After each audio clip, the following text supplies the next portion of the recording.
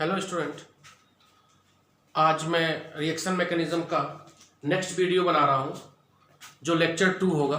Lecture 1 में बना चुका हूँ, आज लेक्चर 2 का वीडियो बनाना है। लेक्चर 1 में मैं समझाया था इंडक्टिव इफेक्ट क्या होता है, इंडक्टिव इफेक्ट कितने प्रकार का होता है। तो दो प्रकार का मैंने बताया था, एक प्लस आई और एक माइनस आई। ठीक है, प्लस आई का भी मैंने एग्जाम्पल बता दिया था कौन कौन शो करेगा, माइनस आई का भी मैंने एग्जाम्पल बता दिया था कौन कौन शो करेगा। आज हम लोग देखेंगे कि इंडक्टिव इफेक्ट का क्या प्रभाव हमारे केमिस्ट्री में है, उसका क्या एप्लीकेशन है। इसी एप्लीकेशंस पे बहुत सारे क्वेश्चंस हमारे कंपटीशन में आते हैं। जो कॉन्सेप्ट समझ लेगा वह क्वेश्चन बहुत ही आसानी से कर लेगा। तो आज हमारी हेडिंग होगी रिएक्शन मैकेनिज्म लेक्चर 2, और इसमें हम पढ़ेंगे, हेडिंग में डाल दे रहा हूं, एप्लीकेशन ऑफ इंडक्टिव इफेक्ट। ये बता चुका हूं क्या होता है, एप्लीकेशन ऑफ इंडक्टिव इफेक्ट। ठीक है, काफी ध्यान से देखिएगा, वीडियो को पूरा सब पढ़िए, देखिएगा, तभी यह समझ में आएगा, अदरवाइज प्रॉब्लम क्रिएट कर सकता है। ठीक है, एप्लीकेशन ऑफ इंडक्टिव इफेक्ट। पहला एप्लीकेशन क्या है, पहला कैपिटल ए से लिख रहा हूं, relative acidic strength, relative acidic strength of acid. समझ में आ रहा है। तो पहला जो इसका एप्लीकेशन है कि हमको एसिड में पता करना है उसका एसिडिक स्ट्रेंथ। एसिडिक स्ट्रेंथ मतलब कौन ज्यादा एसिडिक होगा, कौन कम एसिडिक होगा। ठीक है, तो पहला एप्लीकेशन क्या है, relative acidic strength of acid. ठीक है, दो पॉइंट समझिए, दो पॉइंट क्या है, अगर माइनस आई ग्रुप होगा, ये तो आप पहचान लोगे, बता दिया हूं, अगर माइनस आई ग्रुप होगा तो बच्चों याद रखिए, जब भी माइनस आई ग्रुप होगा यह हमेशा एसिडिक स्ट्रेंथ बढ़ा देगा, यह हमेशा एसिडिक स्ट्रेंथ बढ़ा देगा। ठीक है, याद रहेगा। दूसरा प्लस आई ग्रुप, ठीक है, प्लस आई ग्रुप यह हमेशा एसिडिक स्ट्रेंथ क्या करेगा, घटा देगा। ठीक है, तो जो चीज मैं बताऊंगा क्यों ऐसा हो रहा है, लेकिन पहले आप ये समझो, दो पॉइंट आप समझिए कि जब भी माइनस आई ग्रुप होगा तो एसिडिक स्ट्रेंथ क्या होगा, बढ़ जाएगा, और जब भी प्लस आई ग्रुप होगा एसिडिक स्ट्रेंथ क्या होगा, घट जाएगा। ठीक है, अब एक चीज मैं बता रहा हूं, जितने भी माइनस आई ग्रुप के, आई ग्रुप के जो भी कंपाउंड या ग्रुप हैं, इनको बोलते हैं इलेक्ट्रॉन विथड्रॉइंग ग्रुप। क्या बोलते हैं, इलेक्ट्रॉन विथड्रॉइंग ग्रुप, इसको बोलते हैं EWG। यह क्या करता है, बताया था मैं कि कार्बन की चेन होगी, अगर ग्रुप जुड़ा रहेगा तो जो इलेक्ट्रॉन अपनी तरफ अट्रैक्ट करेगा वह माइनस आई ग्रुप होगा। तो जब अपनी तरफ ये इलेक्ट्रॉन खींच रहा है तो इसको क्या बोलेंगे, इलेक्ट्रॉन विथड्रॉइंग ग्रुप, इलेक्ट्रॉन लेना। और जो प्लस आई ग्रुप होगा, जो प्लस आई ग्रुप होगा उसको बोलते हैं इलेक्ट्रॉन डोनेटिंग ग्रुप। क्या बोलते हैं, इलेक्ट्रॉन डोनेटिंग ग्रुप, याद रहेगा, EDG। तो EWG को माइनस आई, EDG को क्या बोलते हैं, प्लस आई। क्लियर हो रहा है।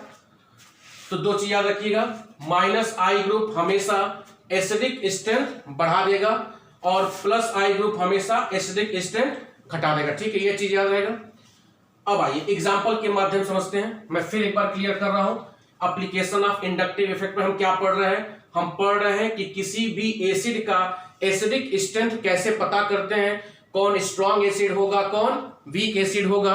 तो उसके लिए मैं दो पॉइंट बताया हूं, माइनस आई ग्रुप जब भी होगा यह हमेशा एसिडिक स्ट्रेंथ बढ़ा देगा, और प्लस आई ग्रुप होगा तो हमेशा एसिडिक स्ट्रेंथ घटा देगा। ठीक है, माइनस आई ग्रुप मतलब क्या, इलेक्ट्रॉन लेना, इलेक्ट्रॉन को विथड्रॉ करना, उसको बोलेंगे EWG ग्रुप, और प्लस आई मतलब इलेक्ट्रॉन डोनेटिंग ग्रुप। क्लियर हो गया है तक?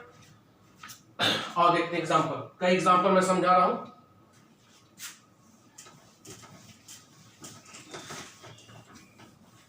यह लेक्चर 2 है, लेक्चर 1 का वीडियो YouTube पे है, ठीक है।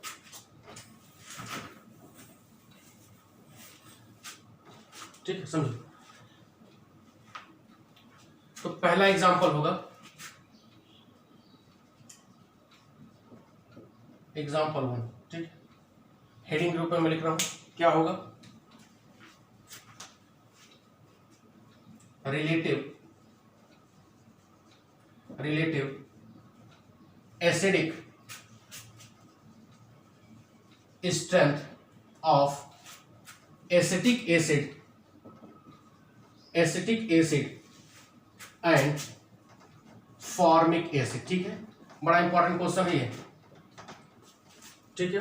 बीएससी में बहुत पूछता है, कंपैरिजन करिए और कारण बताइए कि क्यों कौन ज्यादा एसिडिक होगा, क्यों कम एसिडिक होगा, और कंपटीशन में भी पूछता है। तो क्या किसमें हमको पता करना है, दो एसिड में दे रहा हूं, कौन कौन सा, एसिटिक एसिड और फॉर्मिक एसिड, समझिएगा, हमको पता करना, ठीक है। तो एसिटिक एसिड में लिख रहा हूं, ठीक है, और यहीं पर मैं लिख रहा हूं फॉर्मिक एसिड। दोनों में हमको कंपेयर करना है कि कौन ज्यादा एसिडिक होगा। सबसे पहले फार्मूला CH3COOH, ठीक है।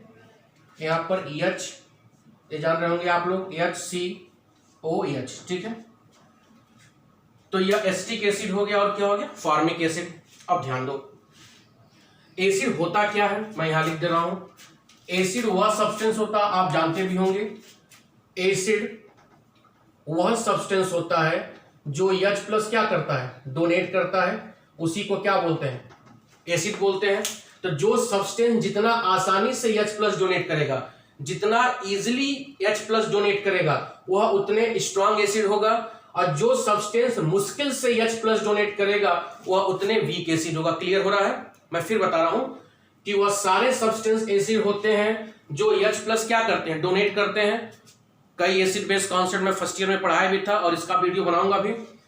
तो और जो सब्सटेंस आसानी से H+ डोनेट करते हैं वह स्ट्रॉन्ग एसिड होते हैं, जो मुश्किल से डोनेट करते हैं वह वीक एसिड होते हैं। क्लियर है? अब ध्यान दो, एसिटिक एसिड भी H+ क्या करता है, डोनेट करता है, H+ डोनेट करेगा, ठीक है। फॉर्मिक एसिड भी H+ क्या करेगा, डोनेट करेगा। क्लियर हो रहा है?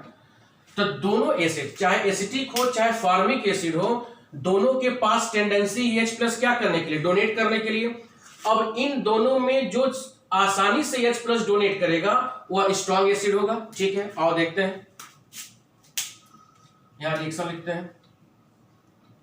तो H+ डोनेट कर दिया, क्या बन गया, CH3CO, यहां पर माइनस होगा, यही ना होगा, और यहां पर क्या डोनेट कर दिया, H+, ठीक है। इसको बोलेंगे कार्बोक्सिलेट आयन, क्या बोलेंगे, कार्बोक्सिलेट आयन, ठीक है। इसका भी लिखो,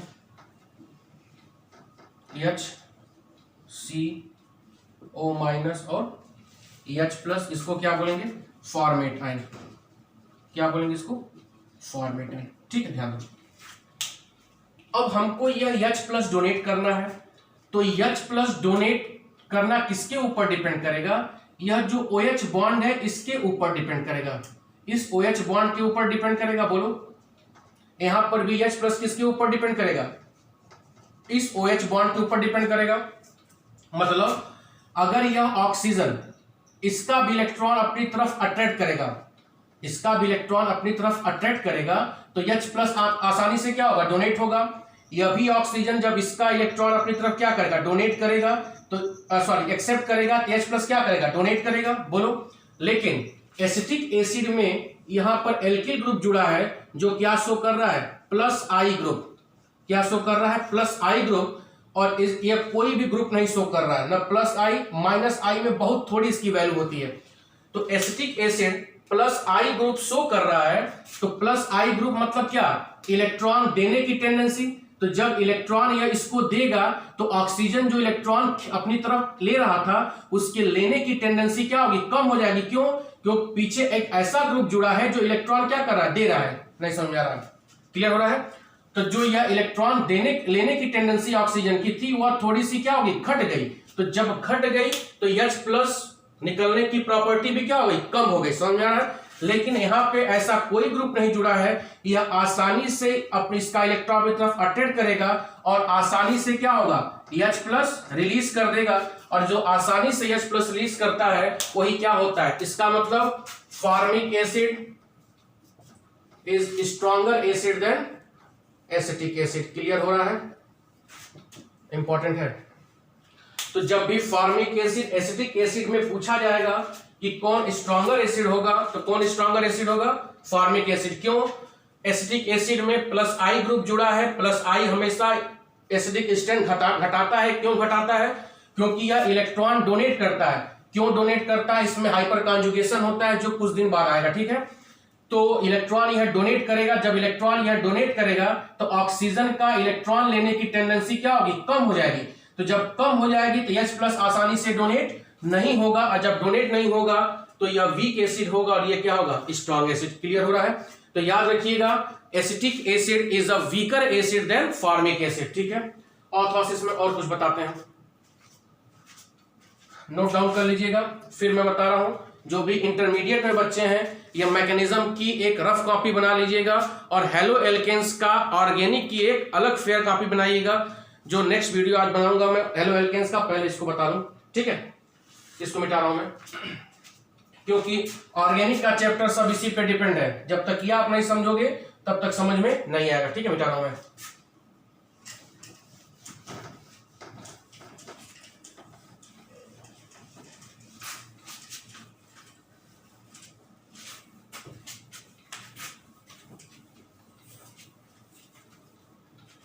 देखो थोड़ा सा और अंदर जा रहा हूं, थोड़ा और डीप चला जाए।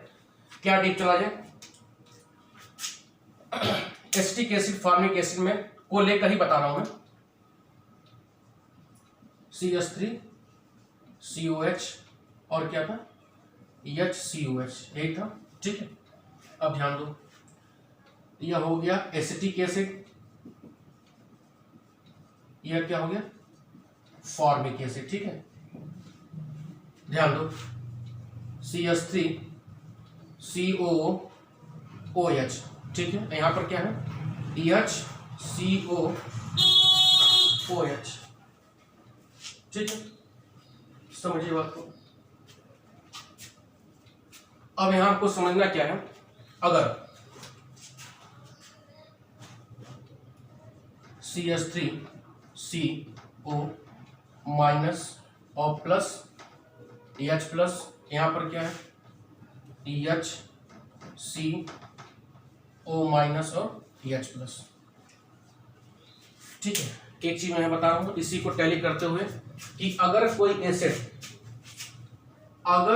एसिड, ध्यान देना बेटा, ये बड़ा इंपॉर्टेंट है। अगर कोई एसिड H+ डोनेट करता है, ठीक है, तो एसिड का H+ डोनेट करने के बाद जो अगला पार्ट होगा वह क्या होगा, निगेटिव पार्ट, ठीक है। देखो निगेटिव पार्ट कैसे यहां पे हो रहा है, यह एसिटिक एसिड था, इसने H+ को डोनेट किया, डोनेट करने के बाद इसका यह कौन सा पार्ट हो गया, निगेटिव पार्ट। क्लियर हो रहा है।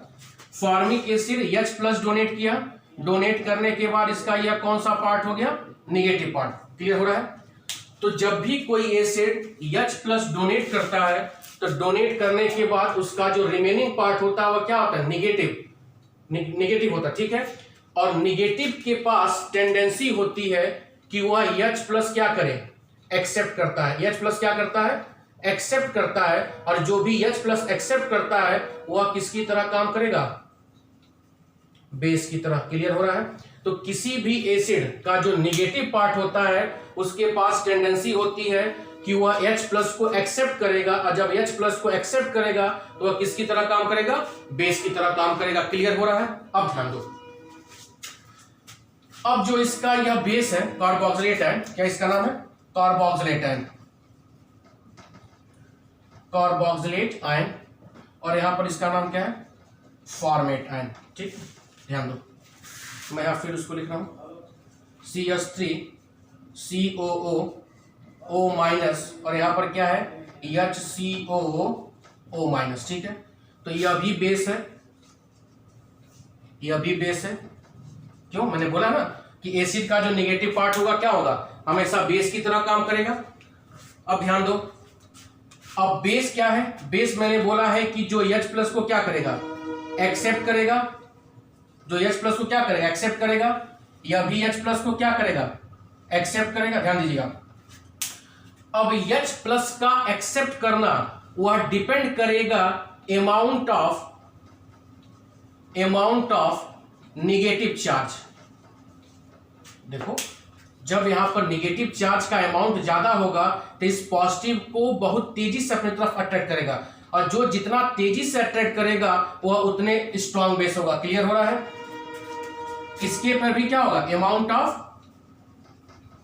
Amount of negative charge, amount of negative charge. ध्यान दो, अब देखो, तो यहां का जो ये नेगेटिव चार्ज है तो प्लस आई ग्रुप जुड़ा हुआ है, तो जब प्लस आई ग्रुप जुड़ा है तो इलेक्ट्रॉन क्या करेगा, देगा इसको। तो जब इलेक्ट्रॉन देगा तो इसका नेगेटिव चार्ज का जो अमाउंट था, मान लो 10 नेगेटिव चार्ज था, इलेक्ट्रॉन इसने और दिया तो नेगेटिव चार्ज के अमाउंट क्या हुआ, बढ़ गया। जब नेगेटिव चार्ज के अमाउंट बढ़ गया तो H प्लस के एक्सेप्ट करने की टेंडेंसी क्या हो जाएगी, ज्यादा हो जाएगी in comparison to formate ion. तो कहने का मतलब वीक एसिड का जो यह बेस होता है जिसको कॉन्जुगेट बेस बोलते हैं, तो वीक एसिड का जो कॉन्जुगेट बेस होगा वह हमेशा क्या होगा, स्ट्रांग होगा। क्लियर हो रहा है? और स्ट्रांग एसिड का जो कॉन्जुगेट बेस होगा वह हमेशा क्या होगा, वीक होगा। क्लियर हो रहा है? बोलो, मैं फिर बता रहा हूं, किसी भी एसिड का जो नेगेटिव पार्ट होता है उसके पास H प्लस क्या होती है, डोनेट करने की टेंडेंसी होती है, सॉरी एक्सेप्ट करने की टेंडेंसी होती है। तो जब H प्लस एक्सेप्ट करेगा बेस की तरह काम करेगा।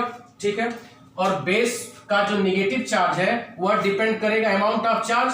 तो यह इसका चार्ज क्या करा, बढ़ा रहा है, मतलब इलेक्ट्रॉन डेंसिटी यहाँ क्या करा, बढ़ा रहा है।